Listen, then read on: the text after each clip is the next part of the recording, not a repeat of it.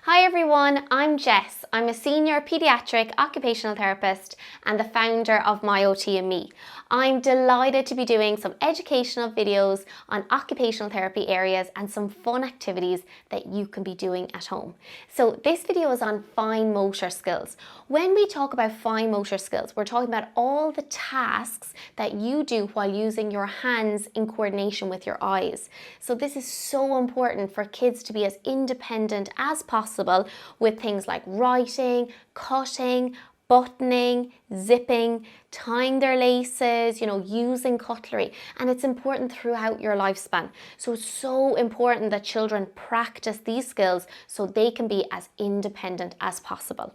So I'm going to go through some fun activities you can do at home. And most of the stuff you probably will already have at home. I'm even using some kitchen utensils so that there's no need to buy things. You just need to think about what are some of the activities I could do at home to really stimulate that learning environment and develop necessary skills. So we're going to start first with babies. Babies are so clever, they're really just figuring out how to use their hand. So you might find that they might start grabbing at the spoon when you're trying to feed them. If they're doing this, encourage this independence. Give them an extra spoon. You have a spoon, give them 2 more spoons so they can hold it in their hands. They're exploring using their hands, and this is so important.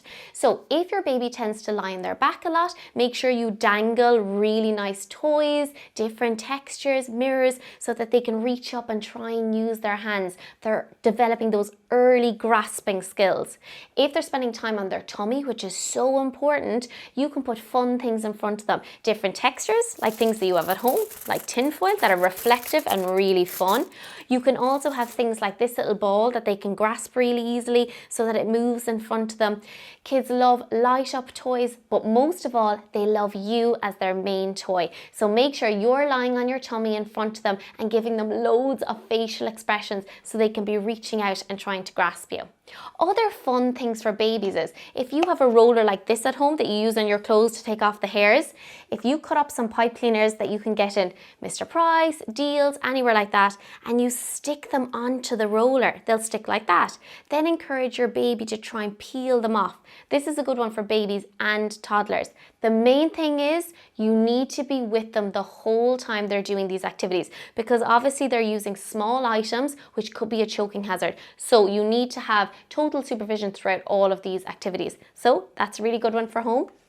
Another one that I absolutely love to use is if you have any cardboard boxes lying around at home from a delivery that might have come in, I want you to put some holes in the side of it and put some pipe cleaners again through it. If you leave it out really far, they can grasp it with their whole hand. If you push it in a little bit, it's even trickier. They have to use their pincer grip. This is a great one for kind of older babies and toddlers as well, to really work on that pincer grip development, which is their thumb and their index finger. Really important, because think about it, when we open and close our buttons and our zips, we use this pincer grip. So working on it from an early age is so important. So that's another fun activity. Another one which I love to use is if your baby is starting to finger feed and they're picking up some really motivating foods using their pincer grip, you can make it that little bit more challenging by putting it into an ice cube tray. So this one is a really tricky one because they're really small holes, but if you've got one at home with a larger rectangular square, perfect. You put the foods in there and you can encourage them to use their pincer grip to take it out. To make it even harder for toddlers, sometimes I will put elastic bands over it so they have to try and get their fingers past the elastic bands to get that really motivating food. So there are a few activities that are really fun for babies and some for toddlers. Other ones that are great for toddlers are like if you're reading to them, which is so important because they love to learn from reading and all the visual pictures in it. You can try to encourage them to turn some of the pages in the book. Especially if you've got these nice thick wooden books, these are great. But any book that you have at home, you can encourage them to turn a few pages. Really good for fine motor skills. Also, if you've puzzle pieces or a favorite toy or item at home, sometimes I will tape it down with masking tape, but leave a little bit coming up at the sides so that if they come around and want their toy, they have to pincer grip the side of the masking tape and pull it up. Really good for working on that pincer grip again. Another fun idea from while using kitchen utensils is if you've got a whisk at home, and if you get some large craft pom-poms, you can also get them in Deals or Mr. Price. I would go for the larger ones, and obviously be really careful here that children don't put it in their mouth, but you're encouraging them to pull it out with their pincer grip, and then you could get them to place it into something as well. So that's a really fun fine motor one. Babies tend to shake it and they all come out, which is really fun too. But if you would prefer them to try and use their pincer grip, you can always tape the whisk down while they're doing it, maybe while they're sitting in their high chair, something like that. So that's another fun one for fine motor skills. One or two more for that kind of age group, toddlers, is blocks. They love that, and stacking cups, one of my favorites. Stacking cups works on so many skills. Turn taking, fine motor, so they're a great addition to any household. Okay, so now I'm going to go on to school-age kids. When children start in junior infants, sometimes fine motor difficulties can become aware at this time, because obviously they're starting to use their pencil more. They might be required to glue things in crafts, scissor skills. So if your child is struggling with their fine motor skills and isn't able to dress themselves, or is struggling with craft, it's really important that you might need to consult an occupational therapist. And you can do this by contacting your GP, or you can go onto my website, MYOT&ME.com, where you can ask me some questions, and I also share lots of different tips and strategies in my blogs around this. So for school age kids, it's really important that you continue to work on their fine motor skills. Really fun things to do is, if you've got some scrap paper lying around, or newspaper, getting them to tear it, scrunch it and throw it in the bin, that's brilliant. Even tin foil that you've left over from the dinner, get them to scrunch it up really small, squish it as small as they can using all the strength in their hand till they have it tiny, and then throw it into the bin. Really motivating, and also you're not wasting any materials at home. That is a great fine motor activity.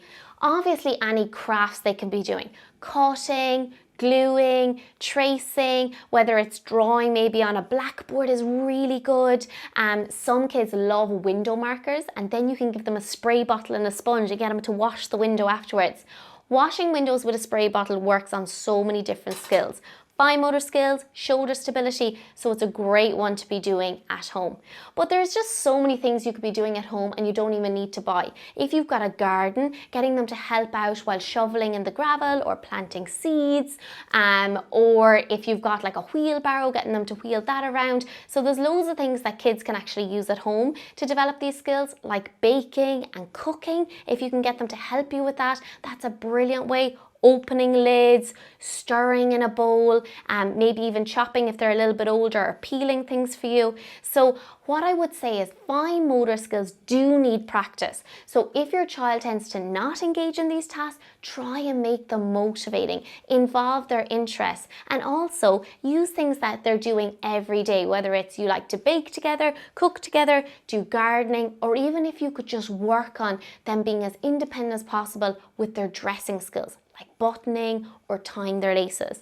If you're not sure how to teach a skill like this, tying your laces, you can check out my YouTube channel where I have a video on this, and that's MYOT&ME. So I hope you've learned a few tips around fine motor skills. If you've any questions, please pop onto my website and you can contact me through there. But I hope you found it interesting, and I'll see you again soon.